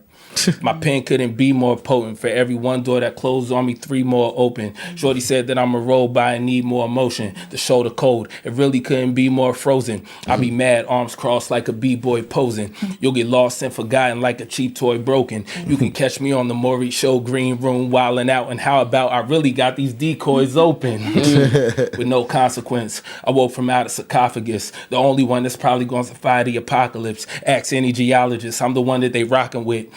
Whatever, yeah. Yes. The best freestyle on the show so far. Like, that's what it is. And shout out to you because we've, no disrespect to any of the artists that watches this. We've had a lot of Fuck that. Disrespect. We had a lot of rappers. Disrespect. Because you niggas ain't come on here and was ready to rap. And a lot of people come on, with the rapper, get up, the whole spill of it, you know what I'm saying? Mm-hmm. But you are... He said no disrespect. Yeah, now I'm disrespecting them.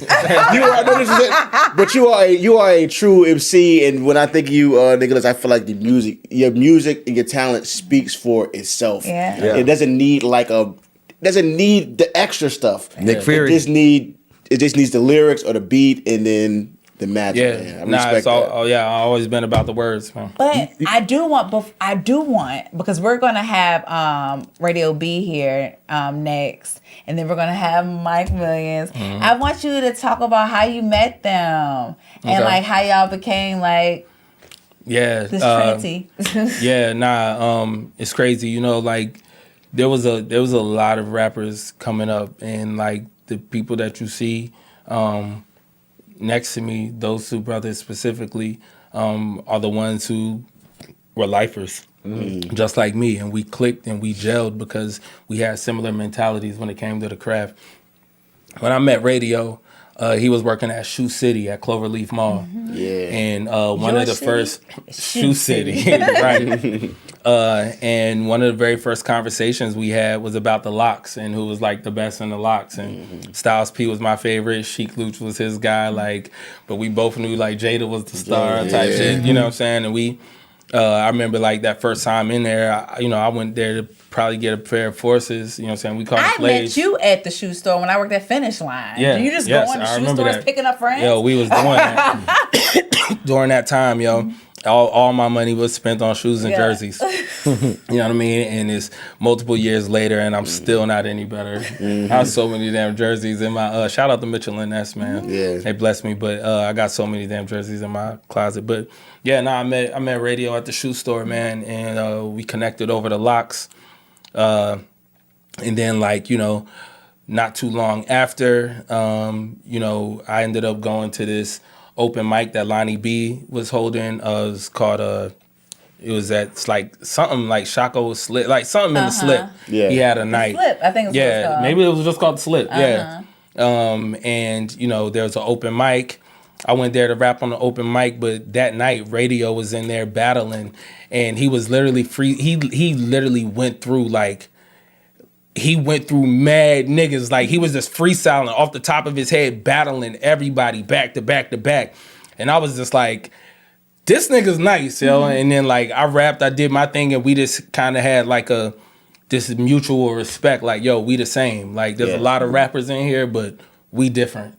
You know what I mean? And so driving home that night, we both ended up getting caught at that light at Whole Street and Belt Boulevard. Okay. If you ever get caught at that light late at nighttime, you know that you might sit at that light for 7 minutes. You might have to run that joint. Yeah, you sit there for mad long. So this nigga pulled up beside me and we sitting there we have a whole conversation through the window because we got 10 minutes at this damn light. It's still that way to this day. Yeah. But when the light turned green, we pulled over there in the Southside Plaza. We busted, you know what I'm saying? We was busting it up and we exchanged numbers. I think that following weekend I went through, recorded, met a couple of his homies and whatever. You know what I'm saying? I ended up meeting Mike through Radio. And me and Mike, we always say we live parallel lives. We both had military upbringing. our parents even look the same. Like, Yeah, both I swear, Scorpios. we both Scorpios. Our days a few days apart. I'm older than him by a year, but he's November 12th. I'm November 8th. You know what I'm saying? And but yeah, like we always say, we live parallel lives. We have a lot of kind of like it's a lot of things in common. Yeah, and similarities. but it was just like the music overall, like that really held us together. We just all had this same love for the craft, and just kind of like just over the years, like you saw a lot of people kind of like fall away from it, fall out of love with it, go on to do different things with their life, and shout out to them. But there were those of us who was just like, this is what I'm doing. Yeah. Like I'm still writing raps every day. Like that verse I just kicked for you, that's not on no song nowhere. Yeah. That's You just sitting. heard it here. Another exclusive. Another one. Nah, it's just it's just a verse that's in my head. You know what I'm saying? I Like love I still call the homies and rap verses for listen to this. Like they can still expect those calls from me. I love that. That's my love language. Loving the craft. Yeah. Like really in love with the You craft. got any events coming up soon? Yeah. So I kind of breezed by, but I'm about to drop a beat tape. Soon it's gonna be my first beat tape. Everything is made on, the SP404, and it's actually called Disclosure. Okay. And it's all about like the UAP, the UFO, the secret technology, all of that. Everything we everything we You talked about. heard it here. That's what the whole tape. That's what the whole mixtape is about, or beat tape. And so I'll be doing a few beat sets coming up. I'll be doing one on the 8th, one I believe on the 22nd. I'll be doing Day Fest, which is going to be on Memorial Day, in Scott's Edition, at a venue at Scott's Edition. Shout out to Pete. He booked me for that. Butcher Brown to be on that as well. And yeah, I mean, there's some things to look out for this year. I'm working on quite a few projects, some that I can't say right now, but they're with some pretty notable artists, people that I think a lot of people will be surprised and happy to see me and hear me working with. Yeah. And yeah, they expect a lot. I really haven't been on social media a lot as of late. But that's because I've been working. Yeah. You know what I'm saying? Like I was, posting a lot of videos where I'm, playing beats online, and I'm definitely going to get back to that. But I've been putting a lot of focus in on finishing up the project. I got a real cool focus. And the thing is, I do it all myself, right? So like even with the art direction for it, like I'm creating all the art for it tactilely. Like I'm not creating it necessarily on the computer. It's like with hands, construction paper, skit. You know what I'm saying? Yeah. Like I'm creating a whole world and feel for what it is that I plan to do for the rest of the year. So. Awesome, Yeah, That's always all right. busy, always working, always for doing sure. too much, always need to slow down, always Yeah. tired, always up all night. I'm a sleepy girl. Yeah, Nah. So I'm glad you came, man. Like, Thank we gotta, you. definitely gotta thanks have for you back having up me. here. Yeah, I'll For gladly sure. come through. Yes. Like the personality. You're always invited. Awesome. sure. Yeah, You definitely gotta get some pictures before you leave. Yes. Yeah, for sure. Yeah, but it's been a good time, man. We happy you came. Yes. We ain't been recording for a little while. I was sick, almost died. I had the flu and pneumonia. It's been like a month and a half, my yo. God, I was missed so y'all. sick. It's real. Yeah. Worst sickness I ever had in my life. But we're back. And thank y'all for watching, man. Peace. Thank you. Yeah. Skin lit, skin lit, skin lit, skin lit, skin lit, skin lit, skin lit. It's a Savage Report.